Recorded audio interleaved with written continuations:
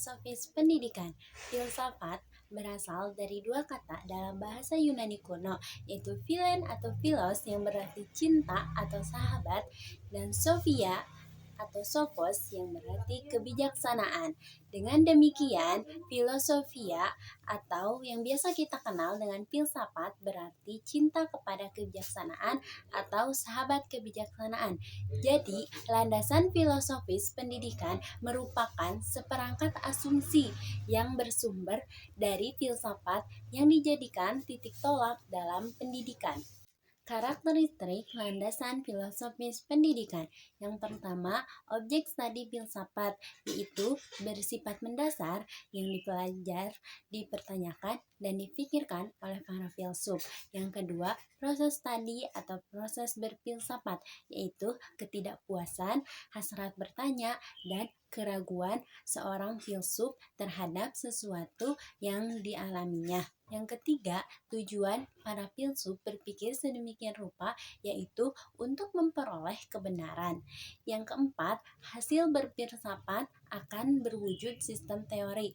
Oleh sebab itu, maka kebenaran filsafat bersifat subjektif paralelistik. Cabang landasan filosofis pendidikan. Yang pertama, metafisik atau metafisika, yaitu cabang yang membahas pertanyaan-pertanyaan mendasar tentang realitas, eksistensi, dan sifat alam semesta. Dalam konteks pendidikan, metafisika membahas tentang hakikat, pengetahuan, nilai-nilai, tujuan hidup, dan keberadaan manusia.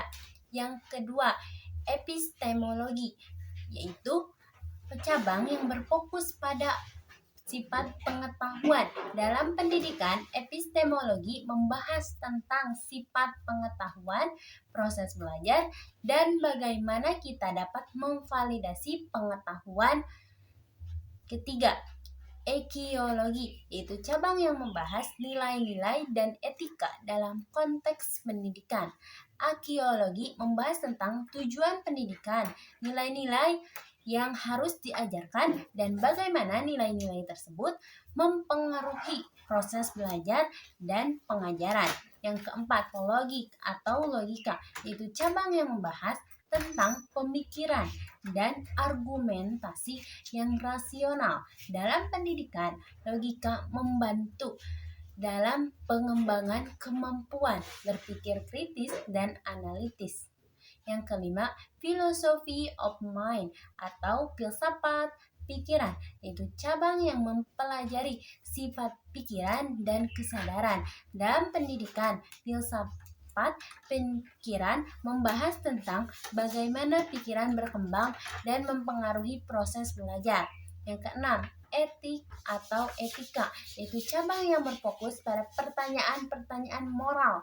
Dalam pendidikan, etika membahas tentang tanggung jawab moral guru dan siswa, serta bagaimana etika mempengaruhi proses pembelajaran. Yang ketujuh, social and politic psychology, atau filsafat sosial dan politik, yaitu membahas hubungan antara individu, masyarakat, dan pemerintah. Dalam pendidikan, filsafat sosial dan politik membahas tentang peran dan tanggung jawab pendidikan dalam masyarakat. Jadi, setiap cabang landasan filosofis pendidikan ini memberikan kontribusi penting dalam membentuk teori dan praktik pendidikan. Aliran dalam landasan filosofis dan implikasinya terhadap pendidikan. 1. Landasan idealisme merupakan gagasan dari Plato di mana realitas sebagai hal yang ada dalam kehidupan alam bukanlah suatu kebenaran yang hakiki, hanya sebatas gambaran. Konsep umum filsafat idealisme yakni 1. Metafisika idealisme, yaitu yang bersifat spiritual. Yang kedua, manusia yang memiliki tujuan hidup dengan suatu aturan yang jelas. Yang ketiga, epistemolog idealisme, pengetahuan yang diperoleh dengan cara mengingat kembali. Yang keempat, aksiologi idealisme, yaitu manusia yang ada di perintah dengan nilai moral yang imperatif. Implikasi landasan idealisme terhadap pendidikan, yaitu bertujuan untuk membantu pengembangan karakter dan bakat peserta didik. Yang kedua, landasan realisme, yaitu landasan murid Plato yang bernama Aristoteles bahwa realisme adalah aliran filsafat yang memandang bahwa dunia materi di luar kesadaran ada sebagai suatu yang nyata. Konsep umum filsafat realisme, yakni yang pertama metafisika realisme, yaitu kenyataan yang sebenarnya. Yang kedua, manusia, yaitu terletak pada apa yang dikerjakan. Yang ketiga, epistemologi realisme, yaitu pengetahuan yang diperoleh melalui pengalaman diri dan menggunakan akal. Yang keempat, aksiologi realisme, yaitu tingkah laku manusia diatur oleh kebiasaan-kebiasaan. Implikasi landasan realisme bertujuan untuk menyesuaikan diri dalam hidup dan mampu melaksanakan tanggung jawab sosial. 3. Landasan filsafat pragmatisme, yaitu berpendapat bahwa kriteria kebenaran sesuatu ialah apakah sesuatu itu memiliki kegunaan bagi kehidupan. Konsep umum pragmatisme, yang pertama metafisika pragmatisme, yaitu segala sesuatu yang dialami manusia terus-menerus berubah. Yang kedua, manusia adalah hasil evolusi biologis, psikologis, dan sosial. Yang ketiga, epistemologi pragmatisme, yaitu pengetahuan yang dikatakan bermakna apabila dapat diaplikasikan. Yang keempat, aksiologi pragmatisme, yaitu nilai tidak bersifat eksklusif, tidak berdiri sendiri, melainkan melalui suatu proses, yaitu tindakan. Implikasi landasan pragmatisme terhadap pendidikan, yaitu bertujuan untuk memperoleh pengalaman yang berguna agar memecahkan masalah dalam kehidupan, kurikulum, pendidikan, memandang masa kini dan masa depan, masa lalu, tidak menjadikan fokus perhatian. Landasan filosofis pendidikan nasional Pancasila.